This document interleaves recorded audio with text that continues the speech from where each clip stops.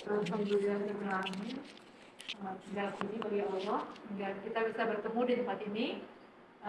Dan kali ini kita kedatangan seorang sejarawan yang beliau adalah Bapak Yadi Ahyabi SAG, sejarawan dari Bantenologi ya Pak ya? Lulusan S1 jurusan Sejarah Peradaban Islam. Yang pasti beliau memiliki begitu banyak pengetahuan ya Pak. Karena mungkin selama kuliah atau memang passionnya dari SMA atau dari kecil memang ke situ Pak? Atau gimana? Dari SMA. Oh dari SMA. Oke. Beliau adalah lulusan UIN, Sultan Maulana Hasanuddin Banten. Untuk kali ini kita akan membahas tentang Ki Wahia ya Pak? Wahia. Ki Wahia. Menurut saya ini adalah pengetahuan baru ya, karena belum familiar ya Pak ya di Banten ini, apa mungkin karena saya nggak ada jarang ngomong jadi nggak tahu ya. Mungkin untuk lebih jelasnya kami persilahkan Bapak untuk memaparkan siapakah sebenarnya Ki Wahia ini. Maka pada Bapak Yadi silakan.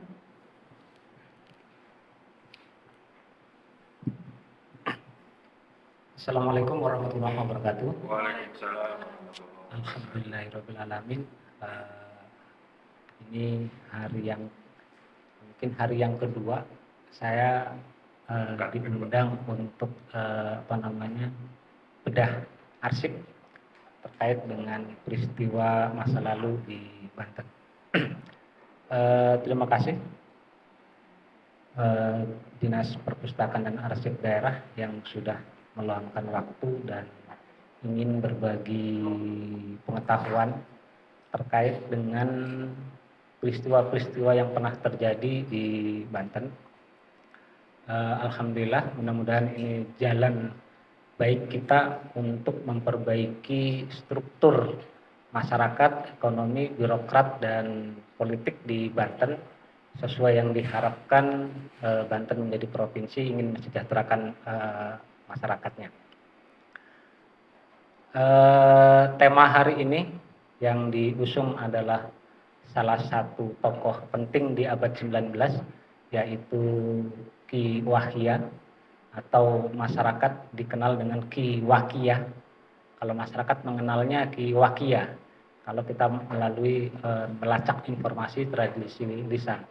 Tapi karena kita hari ini adalah bedah arsip dari dokumen-dokumen Eropa, itu tertulis Ki Wahia atau Wahia. Nah, kenapa tokoh ini diungkap? Karena tokoh ini peristiwanya betul-betul terjadi di pertengahan abad 19. Terus yang kedua, ini adalah peristiwa transisi antara pemerintahan Kesultanan dan pemerintahan Hindia Belanda. Walaupun memang sebelumnya juga banyak peristiwa-peristiwa perlawanan dari masyarakat, tapi tidak semasif dan tidak sesistematis perlawanan Ki Wahia. Kenapa Ki Wahia ini begitu penting? Di masyarakat, Ki Wahia itu adalah seorang sosok tokoh agamawan, tokoh ulama, tokoh yang yang memberikan harapan dan pengaduan ke seluruh masyarakat. Akan tetapi awal karirnya setelah mengikuti dan dilantik menjadi pegawai pemerintah Hindia Belanda di bidang penghulu, Ki Wahia ini masuk ke pemerintahan Hindia Belanda tahun 1828. Tahun 1842 itu banyak laporan-laporan masyarakat karena peristiwa ini adalah peristiwa transisi di mana orang masih ingin Kesultanan Banten tetap berdiri, sementara pemerintah kolonial sudah mulai membagi wilayah, membagi tanah kekuasaan, dan banyak orang baik ex bangsawan Kesultanan maupun orang baru muncul di pemerintahan, sehingga banyak orang yang iri di sana. Nah, ketika proses iri inilah gejolak di mana-mana segala macam, ternyata tokoh sentral di tahun itu, di tahun 1840-an, setelah peristiwa Nyimas Gamparan adalah tokoh yang diberi yang kita bahas hari ini, yaitu Ki Wahya. Peristiwanya sangat unik dan peristiwa ini diabadikan menjadi peristiwa terherois di di tahun 1850-an, karena ada 3 tokoh. Ada 3 peristiwa besar di pemerintahan Hindia Belanda. Pertama di Banten dengan tokoh Ki Wahya, kemudian di Kalimantan, dan di Bangka Belitung. Bangka Belitung itu tokohnya adalah Amir.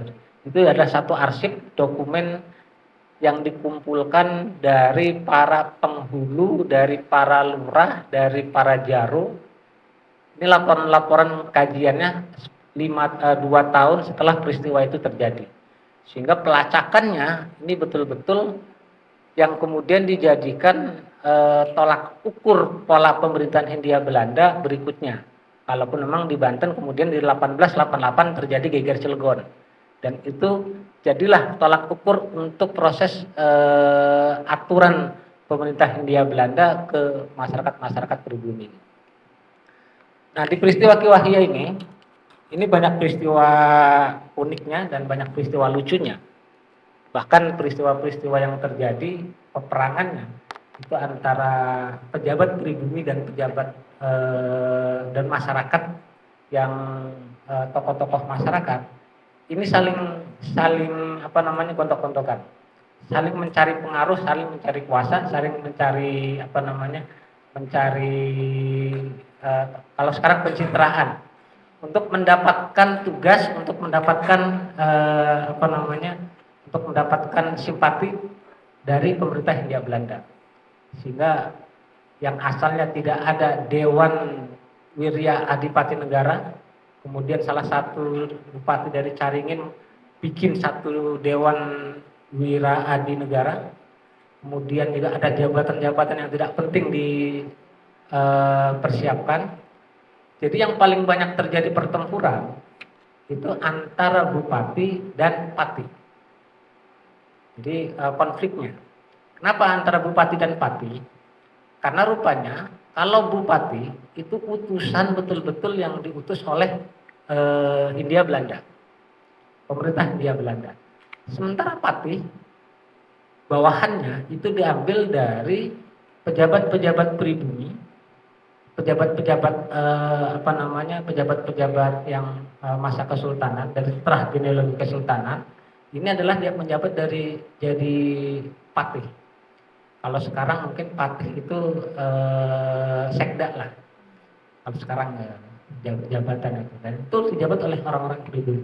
Sementara bupatinya itu orang pribumi yang diutus oleh pemerintah Hindia Belanda. Dan itu saling pengaruh, pengen jadi bupati, pengen jadi patih.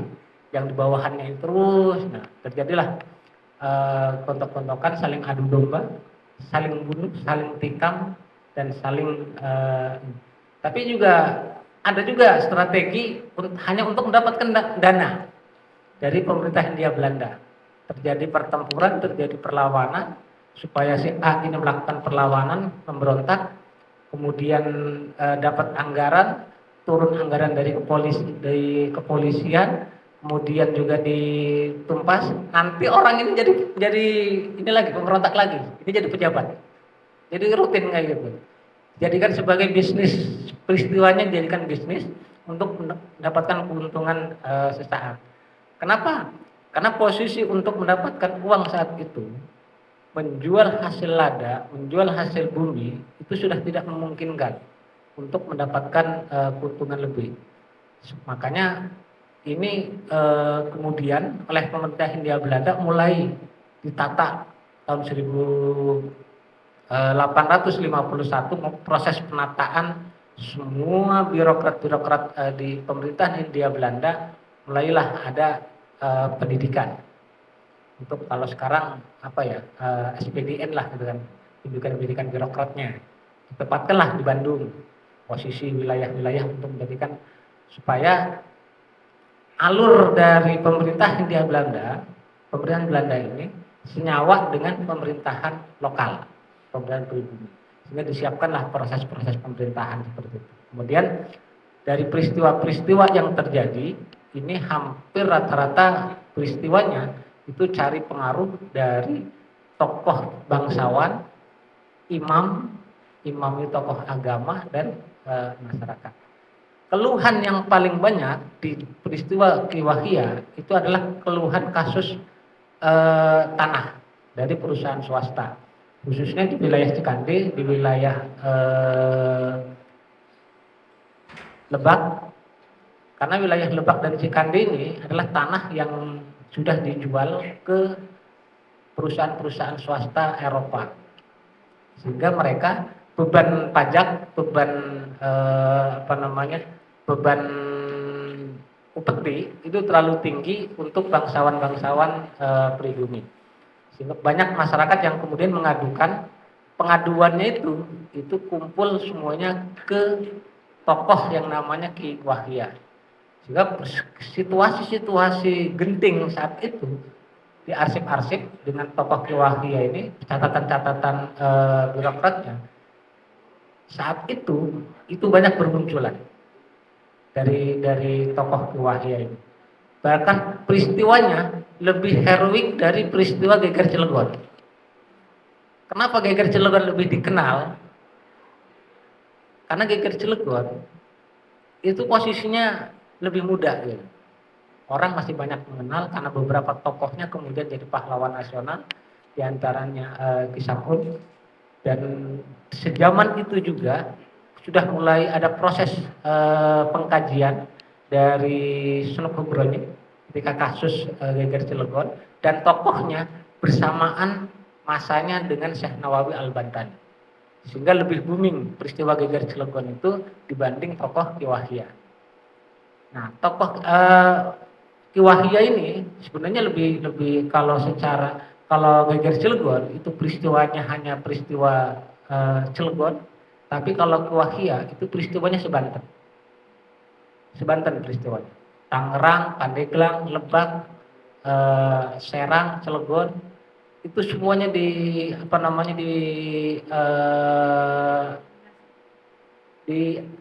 semuanya ikut andil untuk melakukan perlawanan. Bahkan instruksi dari salah satu imam yang belum pelacak nama tokohnya, imam ini, bahwa para bangsawan Kesultanan Banten yang tidak menjabat jabatan di pemerintah Hindia Belanda itu menyumbangkan harta bendanya untuk membeli kapal perang milik Amerika, kapal Flamingo yang pernah mendarat di titik 0 Banten, di Pulau Salira, titik 0 Banten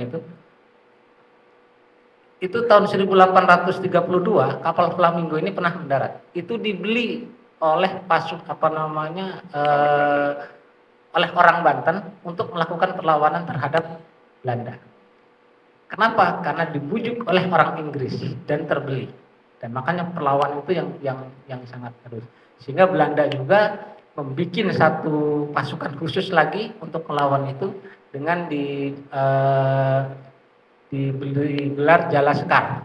Jalaskar itu pasukan angkatan laut milik Belanda. Walaupun memang itu orang Banten. Sebenarnya membayar pasukan Banten masa kesultanan, kemudian ini diambil alih oleh kekuasaan kolonial dan digaji oleh kolonial untuk melakukan perlawanan itu. Sama-sama orang Banten perlawanannya. Sehingga perlawanannya herois. Bahkan di masa itu orang yang tidak yang menyumbangkan harta bendanya untuk melakukan perlawanan terhadap Hindia Belanda itu mulai dikucilkan. Maka tidak jarang, khususnya orang Serang, orang Cilegon untuk Banten Utara terlibat di dunia pemerintahan itu mungkin di tahun 2000, tahun 90-an. Sebelumnya masih terhitung dengan jari orang-orang yang terlibat di pemerintahan. Karena mungkin faktor doktrin atau peristiwa-peristiwa yang menyakitkan baik masa Ki Wahia ataupun masa Ki Wasid Geger Cilegon. Nah itu Ki Wasid dan Ki Wahia ini juga masih satu rumpun. Karena tokoh ini ada di Gudang, kalau dalam manuskrip itu ditulis Gudang Batu Waringin Kurung. Tapi dalam di masa kalau hari ini itu namanya Gudang Batu di Waringin Kurung. Jadi tokoh-tokohnya banyak bermunculan. Ada nama tokoh Mas Darik, ada nama kalau masyarakatnya. Kemudian ada peristiwa yang paling menakjubkan di peristiwa Ki Wahya ini. Ada seorang tokoh Pangeran Urip namanya yang sudah wafat ketika proses melakukan perlawanan terhadap Dimas Gamparan tahun 1821, kemudian dihidupkan kembali tahun 1848. Jadi dikubur di Kedung Cindi dan kemudian terjadi peperangan di Tegal Tongleng.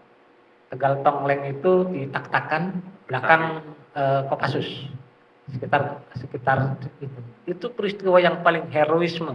Jadi kalau mau difilmkan itu baru akan muncul tuh patriotisme kebantenannya seperti apa gitu. Karena di situ itu perang emosi antara masyarakat, antara Banten ingin mengembalikan kesultanan dan antara masyarakat yang ingin bertahan jabatannya di pemerintah kolonial, dan kolonial hanya memberikan dana. Semuanya itu perang antara masyarakat kita sendiri. Dan ini peristiwa yang kemudian dianggap merugikan oleh pemerintah kolonial karena peristiwa itu cukup masif, walaupun memang hanya perjalanan peperangannya, perjalanan perlawanannya itu hanya 4-7 tahun. Nah, Ki Wahya ini kenapa terjadi perlawanan seperti itu? Itu karena dituduh sebagai penadah yang mencuri kondenya istrinya bupati, dijual ke Ki Wahya, karena Ki Wahya menjelang berangkat ke Mekah, berangkat haji. Kemudian sepulang berangkat haji mampir ke Lampung menemui saudaranya Raden Intan. Raden Intan itu masih sejaman dengan Ki Wahya, nanti bisa melacak sumber arsip dan dokumen-dokumen sejamannya dengan Lampung untuk menemukan satu tokoh, satu titik terang antara Raden Intan dan Ki Wahya, dan peristiwa itu nanti akan tergambar seperti apa, polemiknya seperti apa. Nah, sepulang dari Mekah, Ki Wahya ini mampir ke Lampung. Sementara Ki Wahya, Raden Intan sudah dapat informasi dari Banten bahwa Ki Wahya ini dicari oleh pemerintah Hindia Belanda, oleh polisi Hindia Belanda, kemudian diinterogasi. Sebelum diinterogasi, Ki Wahya ini sudah dipasukannya orang-orang yang mau membela di titik 0 Banten, di wilayah Traktak. Kalau sekarang masuk di desa Mangurja, antara Salira desa Mangurja, itu di wilayah Traktak. Itu sudah siap 2 kapal perang, dan itu sudah siap untuk melawan. Padahal Ki Wahya belum tahu apa-apa dari peristiwa itu. Kemudian rapat di sana, keliling mencari ini segala macam, dan karena itu simbol yang dibangkitkan waktu itu adalah juga ada utusan dari Surabaya yang membangkitkan emosi untuk membangkitkan Kesultanan Banten dari Pangeran Timur. Sehingga itulah kemudian yang menjadi masyarakat mulai angkat senjata dan mulai menyumbangkan dananya dan melakukan perlawanan ke pemerintah Hindia Belanda.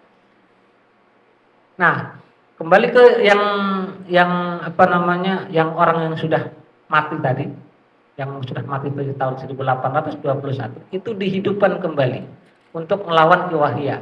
Karena Ki Wahya ini cukup kuat rupanya.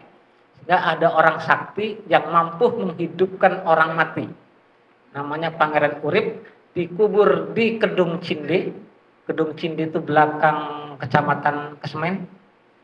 Itu kemudian muncul di Tegal Tongleng, yang kemudian jadi peristiwa perang di Tegal Tongleng itu. Dan itu seperti yang memiliki ilmu rawa rentek, hujan gak kehujanan, dibacok di ini segala macam, itu untuk melumpuhkan Ki Wahya, tokoh itu. tokoh bayaran yang zaman itu kemudian oleh para kreator-kreator film kemudian dijadikan film Jaka Sembung. Yang film Jaka Sembung itu peristiwa nyata kejadiannya di Banten. Di tahun 1821 wafat, kemudian dibangkitkan, dihidupkan kembali tahun 1848 untuk menyerang Ki Wahya. Karena begitu kuatnya Ki Wahya. Ki Wahya ini dianggap memiliki ilmu rawaronte. Padahal didukung oleh semua masyarakat dari lapisan bawah sampai lapisan birokrat, termasuk orang-orang bupatinya sendiri. Cuman karena posisinya sebagai pejabat pemerintah Hindia Belanda, dia akhirnya main dua muka untuk di samping untuknya. Dan ini betul-betul kejadian yang paling heroisme. Dan kalau dijadikan sebagai film dokumenter, ini akan menjadi satu peristiwa yang bisa membangkitkan emosi masyarakat untuk lebih memahami terkait dengan kedaerahan.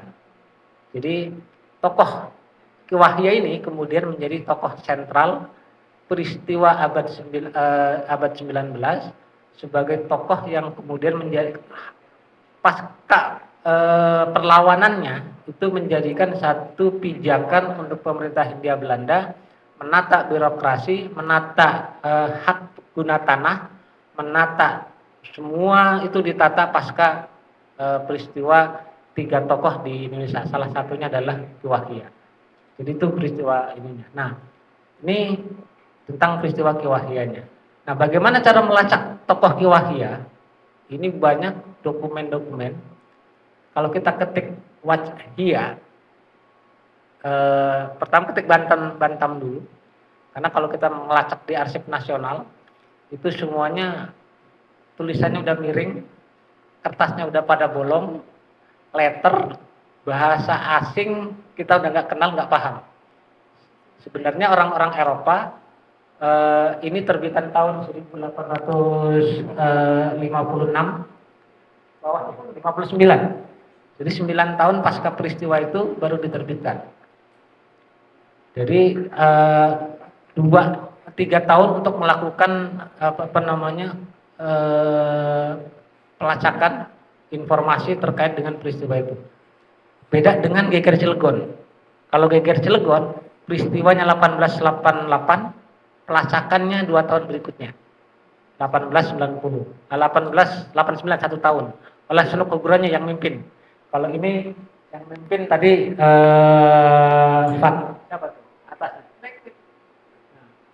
Van Res yang mimpin untuk pelacakannya Van Res. Jadi kemudian setiap peristiwa-peristiwa yang terjadi di Banten, yang terjadi di pemerintahan Hindia Belanda, pasti langsung dilakukan kajian lebih teliti, diteliti, diamati apa sih arahnya nanti, dari peristiwa itu. Sementara beda dengan pemerintah hari ini. Baik pemerintah yang terkecil di kelurahan, di desa, sampai ke nasional. Itu nggak muncul arah kebijakan dari pasca peristiwa itu untuk menata. Padahal polemik ini itu dari tahun 1700-an pasca Ageng Tirtayasa, polemik itu. Dan itu pemerintah Hindia Belanda selalu per peristiwa itu dijadikan sebagai arah pijakan untuk memperbaiki bagaimana caranya menancapkan kekuasaannya di tanah Jawa atau di Nusantara. Dan ini yang harus menjadi satu pembelajaran bagi khususnya kantor yang bidangnya tentang kearsipan untuk memberikan arahan pemahaman ke yang lain supaya yang masa ke depan itu akan lebih baik dari peristiwa-peristiwa yang pernah terjadi. Mungkin itu sedikit kelas gambaran tentang tokoh Ki Wahya. Nanti mudah-mudahan ini bisa diedit terjemahannya, terus juga bisa dijadikan sebagai rujukan di sejarah di di Banten dan memunculkan. Saya sudah mengajukan tokoh Ki Wahya ini menjadi pahlawan nasional karena posisinya itu heroismenya terus ideologinya ini menancap di masyarakat Banten. Bahkan Dan ini kemudian jadi rujukan oleh semua daerah karena aktivisnya itu dibuang ke berbagai daerah oleh pemerintah Hindia Belanda. Dan itu yang kemudian memunculkan perang-perang berikutnya, tokoh-tokoh berikutnya. Untuk surat menyurat saat itu juga sudah. Tokoh Kiwahya ini sudah banyak surat menyuratnya dengan berbagai daerah, cuman karena menggunakan aksara Arab, berbahasa daerah, berbahasa Jawa, sehingga tidak setenar Raden Ajeng Kartini, sehingga menjadi tokoh Somotor. Jadi ini makanya kita menguatkan dokumen-dokumen itu, salah satunya mudah-mudahan ada beberapa tokoh Banten yang muncul sehingga menjadi tokoh nasional. Karena beberapa tokoh dari Banten ini agak sulit untuk masuk ke ke tokoh nasional karena kekurangan dokumen, masyarakatnya juga acuh, dokumen yang ada itu semua dibakar. Dari manuskrip, arsip, mudah-mudahan nanti ditindaklanjuti, ada satu kantor KUA yang masih menyimpan arsip-arsip kuno zaman kolonial antara orang pernikahan, termasuk letusan Gunung Krakatau 1929 itu ada dokumennya, itu di arsip kantor KUA Pulau Merak.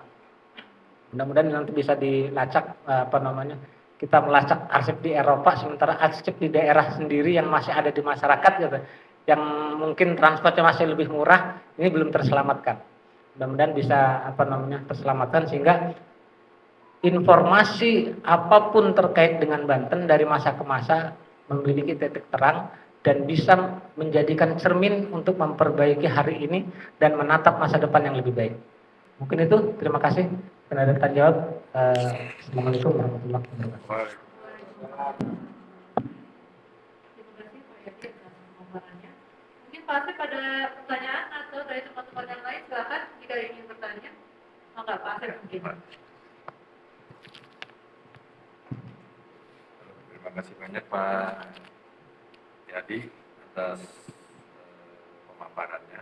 Begitu unik ya kalau lihat perjuangannya. Jadi satu sisi nih, tadi terus terang aja memang saya baru kali ini ya artinya menemukan Kiwahya. Karena sempat tadi juga kita lewat googling ya, memang agak sulit karena memang harus pakai kata pembantu ya, teman-teman yang lainnya. Tapi satu sisi nih, tadi apa yang telah dipaparkan oleh Pak Yadi, saya ingin menyoroti satu ya. Kalau memang itu tokoh Kiwahya itu adalah tokoh sentral, berarti dia ada semacam mandat ataupun apa gitu ya. Apalagi katanya tadi dari sisi kesultanan juga masih banyak yang mendukung. Kira-kira tokoh siapa saja yang memang secara terah kesultanan itu masih mensupport, barangkali di arsip itu muncul gitu ya. Di saat itu. Namanya. Itu satu. Yang kedua, cukup menggelitik juga nih gitu kan. Kemarin juga kita baru terperangah gitu kan. Ternyata yang memang punya keinginan gitu kan untuk mengembalikan Banten yang seperti dulu itu tidak hanya konteks internal saja, tapi bangsa Eropa juga. Ya ini di sini lucu juga nih. Inggris juga itu sampai membuat kontribusi melobi gitu kan supaya kapal perang Amerika itu dibeli juga kan untuk memperkuat armada Banten. Jadi sejauh mana bangsa Eropa juga itu punya semangat untuk bisa Banten itu jaya lagi gitu kan. Karena memang ada kepentingan mereka yang memang sangat diperlukan gitu untuk perekonomian di Eropa itu. Ya mungkin itu saja Pak Hayadi, mungkin ada hal yang belum tergali dari apa yang saya tanyakan tadi. Mungkin bisa diterangkan. Terima kasih. Ya, di peristiwa Kiwahya, tokoh yang diusung untuk menjadi sultan itu Tubagus Iskak. Tubagus Iskak ini adalah yang kemudian menjadi tokoh juga di tahun 1888. Tokoh yang sama. Jadi ketika masih belia, karena memang dia sosok orang yang dari terah kesultanan yang masih punya pengaruh yang lebih luas. Kemudian tokoh ini masih punya bukan hanya kesaktian ya. Kalau kesaktian hampir relatif rata saat itu. Jadi, pengaruh ucapannya itu masih didengar, masih ditaati, bahkan masih disembah. Sehingga beberapa laporan-laporan Eropa, para pangeran itu yang masih disembah, yang masih kekuatan disembahnya masih kuat adalah Tubagus Ishak ini. Tubagus Ishak. Nah, kemudian dari Tubagus Ishak ini muncul di 1888 Tubagus Ismail. Itu masih satu terah gitu, masih satu ini yang satu turunan yang kemudian kalaupun ketika sukses saat itu perlawanan ke Wahiyah, maka ke Wahiyah akan menjadi Mahapati untuk menggantikan itu. Jadi sementara tokoh sentral itu biasanya tokoh sentral di kesultanan itu nggak banyak bergerak. Sama juga ketika peristiwa Ageng Tirtayasa atau sultan-sultan yang lain, arsip-arsip Eropa itu tidak banyak menggunakan nama tokoh sentralnya, tapi justru karena kalau sekarang kan hampir semuanya dianggap ketika ada contoh kecil lah, seorang lurah atau seorang presiden itu yang melakukan adalah para bawahnya yang sudah ditunjuk. Dia hanya melihat kebijakan mengiyakan atau tidak aja, jawabannya hanya itu. Sehingga tidak banyak orang yang bisa berhubungan masyarakat itu dengan para tokoh sentralnya, justru orang-orang di bawahnya. Nah, struktur pemerintahan ini yang jarang dibaca, yang jarang diinformasikan, baik oleh sumber lokal maupun sumber Eropa. Sumber Eropa juga sebagian, kecuali yang bisa berhubungan dengan Sultan itu hanya Valentin, langsung dengan bertatap muka dengan Sultan, bahkan diberikan gambaran segala macam, menggambarkan keraton di arsip-arsip Eropa. Yang lainnya itu hanya laporan-laporan dagang, para petugas-petugas diplomatnya yang melaporkan. Contoh hari ini gitu kan, duta besar itu tidak mudah untuk langsung berhubungan dengan presiden di daerahnya, di daerah tugasnya. Dia akan melewati beberapa ini, kecuali ada peristiwa yang paling penting, paling genting, baru diundang. Dan ketika itu laporannya, arsipnya itu jadi laporan rahasia, laporan resmi, dan itu tidak banyak yang dipublikasikan. Nah, kita tugas hari ini yang paling sulit adalah untuk melacak sumber-sumber itu. Walaupun memang kan itu pakai kode rahasia, ada kode-kode khusus gitu untuk mendapatkan sumber-sumber itu. Tapi kalau kita melacaknya di sumber yang kemarin didiskusikan hanya dari Belanda, maka kita tidak akan mendapatkan sumber apa-apa. Tapi kita harus bisa melacak di sumber-sumber di negara-negara lain, arsip-arsip negara lain. Termasuk juga arsip-arsip yang milik swasta. Karena yang milik swasta ini justru lebih mudah diakses daripada kita milik negara. Gitu. Arsip Eropa yang milik negara. Kalau milik swasta, karena mereka supaya ada nilai timbal balik antara kita dengan pemilik dokumen. Nah, yang kedua terkait dengan lobby pemberian kapal. Kenapa Inggris dan Prancis ini selalu mendukung, ikut campur? Karena kerugian pasca peristiwa 1683 itu cukup besar. 1683 peristiwa Ageng Tirtayasa, kerugiannya. Dan sudah menginginkan posisi itu. Dan itu semua bangsa Eropa tuh kerugian. Tapi masih ingin mendapatkan sesuatu karena satu sama lain saling percaya. Banten, Inggris, Prancis itu kepercayaannya lebih tinggi. Sementara Belanda ingin menguasai semua kekayaan khususnya Banten, umumnya di Indonesia, itu hanya untuk dirinya sendiri, tidak berbagi untuk bagi negara yang lain. Sehingga dikenal di bangsa Eropa saat itu, Cinanya Eropa itu adalah Belanda. Cinanya Eropa adalah Belanda. Jadi posisinya dia mengambil hati, karena sistem korupsi itu, sistem penyuapan itu dari Belanda dulu. Jadi posisinya promosinya terus, promosi kejar-kejaran, nanti baru tarik keuntungan. Itu teori Belanda. Beda dengan teori dagang Inggris dan Prancis. Mereka langsung tes satu sama lain, setelah tes baru melakukan ini.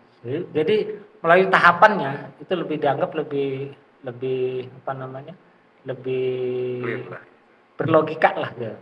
Nah kemudian di tahun 1885 itu, dari 18 sebenarnya itu sisa-sisa orang-orang zamannya Raffles. Pasca Danles, itu kan Raffles datang ke Banten tahun 1812, 1813 yang menulis History of Java. Kemudian ini ada beberapa orang yang sengaja ditinggal untuk memberikan flag sandi laporan. Dan ini yang kemudian termasuk Jepang. Jepang juga punya kepentingan. Maka sampai kemerdekaan itu negara asing itu punya kepentingan untuk mendapatkan tanah Jawa. Untuk mendapatkan tanah Jawa. Tanah Jawa itu yang wajib didapatkan adalah kepalanya. Kepala Jawa adalah Banten. Makanya dikenal adalah titik nol Bantam atau titik nol Portugis. Dikenal dengan juga ada kalau sekarang ada Sangyang Sirah sebelum masa keislaman itu di ujung kulon. Tapi Eropa mengenalnya kepala Jawa itu adalah Banten. Makanya arsip-arsip Eropa ketika sudah mengenal Bantam Point, maka pasti akan bicara tentang Banten. Dan itu semua dokumen pasti akan membahas macam-macam.